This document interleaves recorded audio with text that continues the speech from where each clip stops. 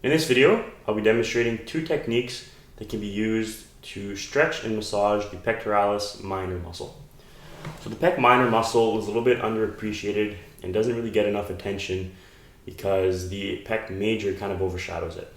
So the pec major is a large chest muscle, and the pec minor is like it sounds, it's underneath and it's a lot smaller.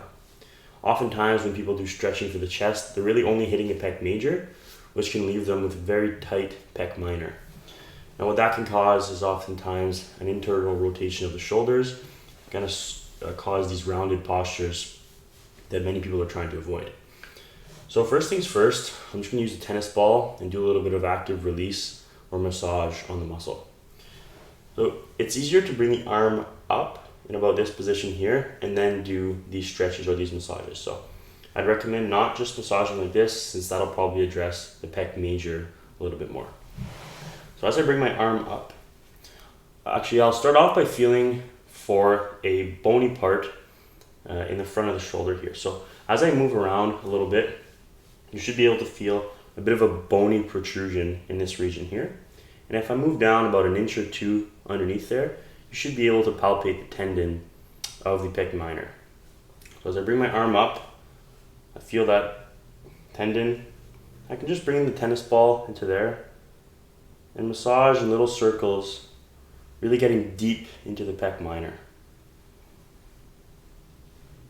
So make sure to remember that the pec minor goes up in a bit of a diagonal fashion here. So it's not going straight up, so that's what you want to keep in mind as you're massaging, so that you're really staying on the pec minor.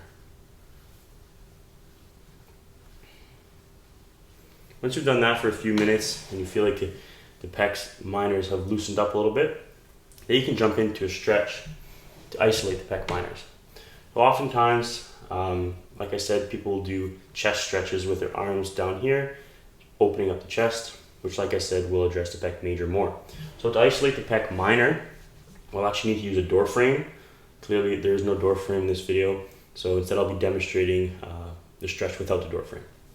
What we're going to do is, as we walk into the Doorframe, we're going to bring the arms up into at least a 90-degree position. So this is like the lowest that I'd recommend going.